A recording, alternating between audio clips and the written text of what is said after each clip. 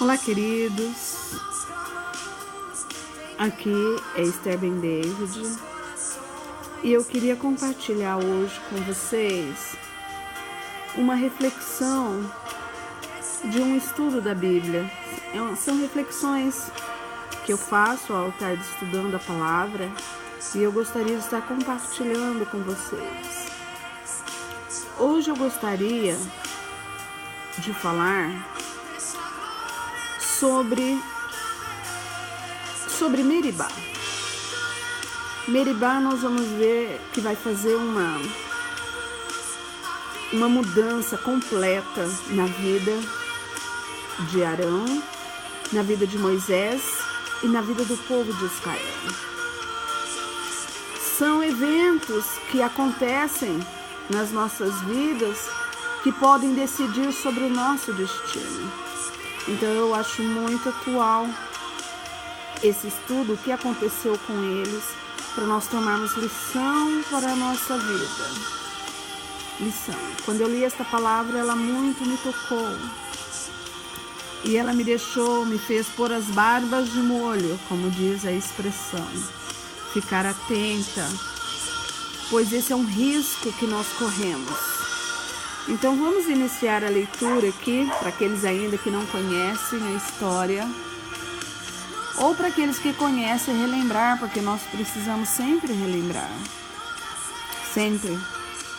Então, não havia água para o povo. Então, se ajuntaram contra Moisés e contra Arão.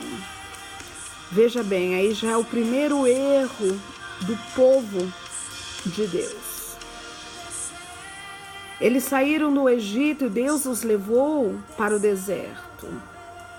É claro que era um caminho obrigatório, como eu já disse, não tinha como fazer diferente. Não existia avião naquela época.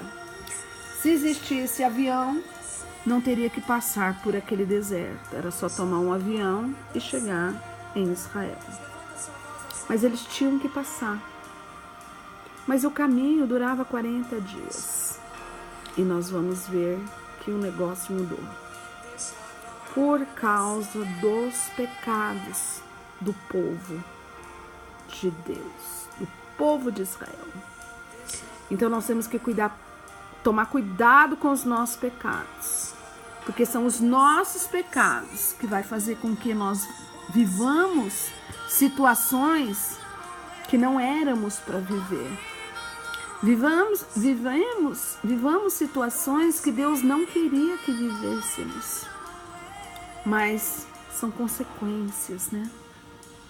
Então, veja bem, eles foram confrontados com a fome e com a sede. De repente, eles caminhando e cadê água? Cadê comida? Não tinha. E por que Deus permitiu? Às vezes a gente fica perguntando, mas por que Deus permite esses problemas? Por que Deus permite que isso aconteça na minha vida? Simplesmente porque é necessário. Porque é necessário. Deus precisa provar o nosso coração, o nosso caráter.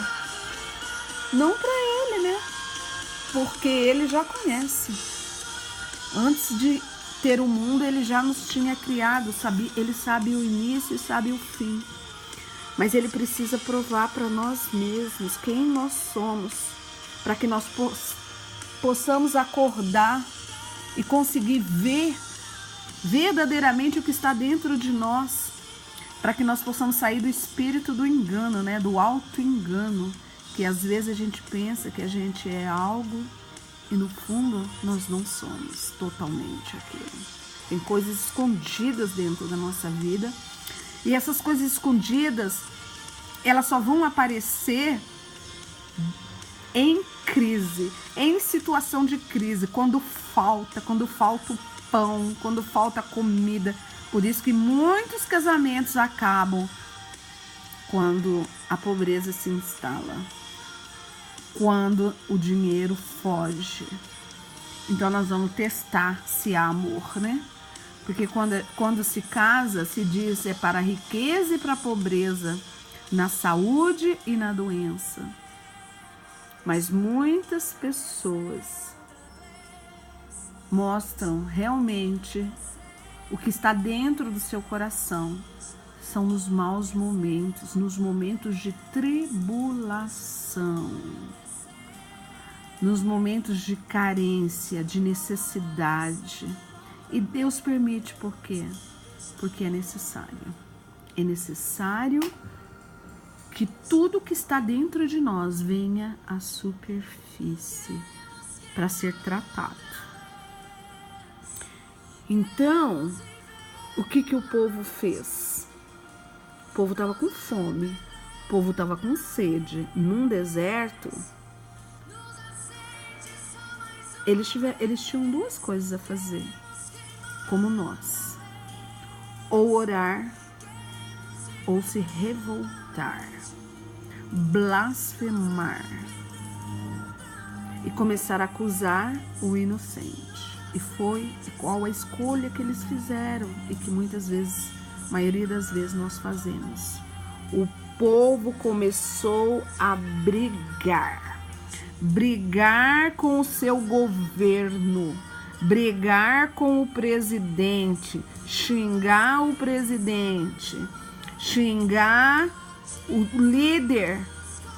Então eles começaram a maltratar Moisés, o chefe, o pai, a mãe, o professor, o patrão, o marido, a esposa.